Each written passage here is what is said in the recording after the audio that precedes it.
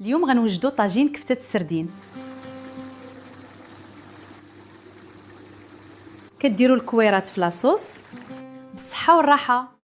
مرحبا بكم اصدقائي صديقاتي. اليوم جبت لكم واحد الطاجين غادي يعجب بزاف عشاق السردين. حضرت معكم طاجين كفته ديال السردين بطريقه سهله ولذيذه بزاف، والاهم من هادشي كله شاركت معكم السر اللي كيخلي لاصوص معلكه وثقيله بحال ديال المطاعم الفاخره بمكون بسيط موجود في كل بيت. في هذا الفيديو هذا غنشوفوا طريقه واسرار النجاح ديال لاصوص المعلكه بمكون بسيط، نصائح باش يجيكم الطاجين بنين من اول مره. كما كتشوفوا معايا انا جبت واحد نص كيلو ديال الكفته، خديتها واجده، تقدروا توجدوها نتوما في الدار على حسب الوقت ديالكم. انا ما عنديش الوقت، خديتها موجوده عند صحاب الحوت. هنا غادي نضيف ليها واحد تقريبا ندير 4 الفصوص ديال الثومه، هي ما غير صغار، كاين اللي ما تيبغيش الثومه يقدر يدير غير وحده كبيره ولا جوج ميان.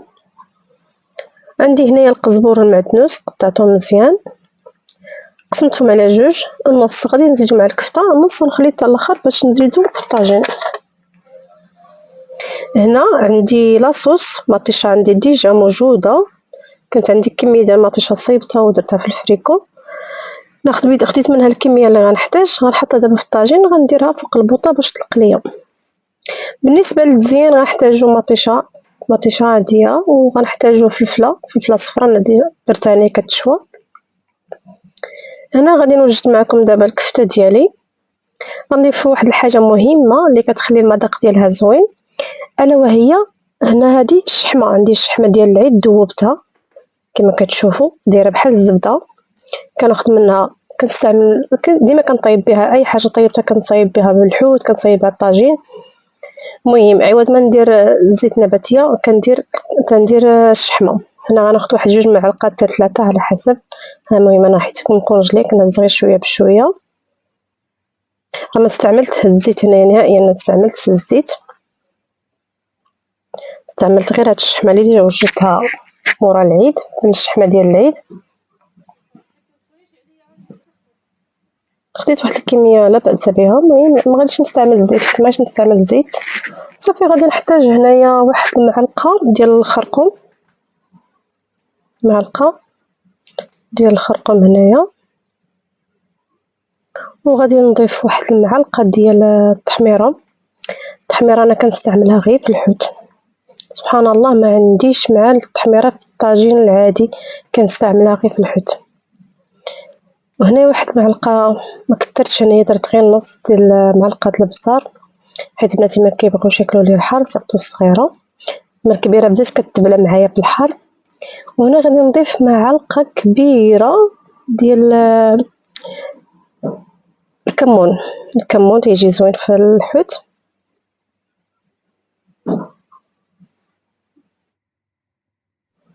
كنضيف واحد المعلقه ديال الملحه، غادي ندي ملحه متبله يعني فيها الاعشاب.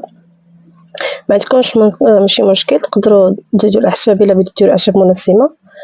المهم انا درت معلقه هنايا د الملح منسمه. ما عندكمش تقدروا ديروا غير ملح عاديه، واحد نص معلقه هكاك على حسب الذوق، ولا ديروا الحامض حتى هو مزيان. صافي كنخلط هنايا الكفته ديالي، كنخلطها مع العطريه باش تندمج ليا العطريه مع الكفته والقزبور وديك الشحيمه اللي عندي ديجا مذوباها. ملي غنخلطو مزيان ندمجو العناصر مع بعضياتهم، غادي نضيفو واحد المكون سحري اللي غيخلي ليا هاد الكفته هادي المذاق ديالها رائع، وزيد عليها لاصوص كتجي معلكه وزوينه. هنا غنخلط مزيان حتى كندمج العطريه مع الكفته، غير عاد غادي نضيف هذا المكون السحري اللي قلت لكم.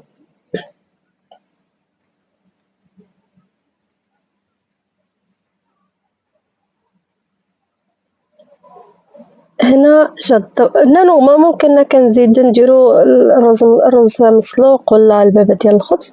انا فضلت نضيف واحد المعلقه ديال النشا اللي كيخلي الكفته ملي كنكورها ما كتلصقش ليا في يدي اولا، وثانيا كتعطيها واحد التماسك، تكون الكفته مجموعه ما كتجيش مرخيه. وزيد عليها كتعطينا تعليكه خطيره لاصوص، كتجي لاصوص معلكه يا سلام. انا غنستعمل يدي طبعا، يد الفلاح نقيه. صافي غادي نخلط مزيان، ندمج العناصر مع بعضياتهم، العطريه مع النشا.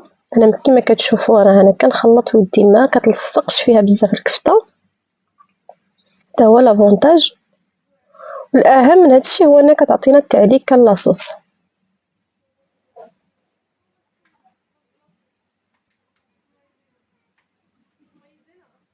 هانتوما شوفوا معايا، هي كفته موجوده. صافي كنكورها بشويه بلا ما نحتاج ندورها في يديا بجوج. هنا غتكون لاصوص ديالي صافي موجوده. هاني غنحط نجيب الطاجين هنايا، هي لاصوص طلقات، مطيشه ديالي طلقات. هنا في مطيشه ما درت حتى شي حاجه، ما دشت لا ملحه لا عطريه لا والو، حيت ديجا الكفته ديالي فيها كلشي. هانتوما كتشوفوا انا راه كورتها في يدي، راه ما نسقطش لي في يدي. تادير انا الكفته هنا كهدا، هاد النشا هذا كيخليها متماسكه ما كتلصقش لي في يدي. صافي كنكور الكويرات ديالي حتى كنستفهم في الطاجين كامل. بالنسبه للكفته كاين اللي يقول لك راه كتجي ناشفه، ما كتجيش ناشفه نهائيا، كتجي رطبه وهشيشه يا سلام. سلم جربوها والله ما تندموا عليها.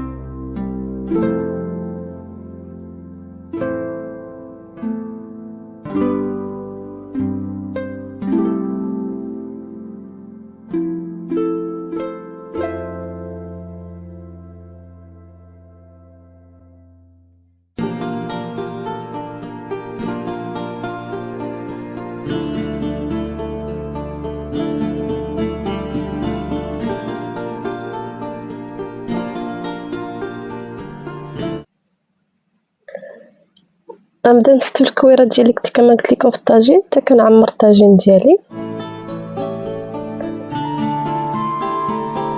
وصلت لهنايا باقي معايا، خليو ليا واحد ابوني الا ما كنتيش مابوني في القناه.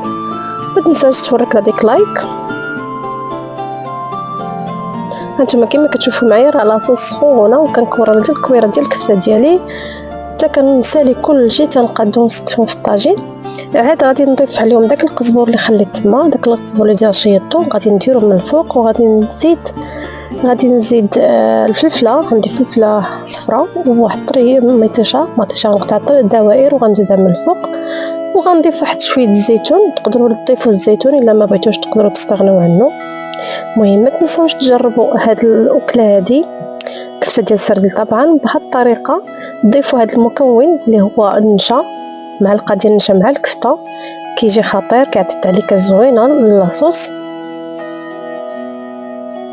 ولا عندكم كذلك كما قلت لكم الشحمه ديال الغنمي، الا كانت عندكم تقدروا تصايبوها تذوبوها. الفيديو الجاي ان شاء الله، ماشي بالضبط الفيديو الجاي، شي نهار نشارك معكم الطريقه كيفاش صايبتها.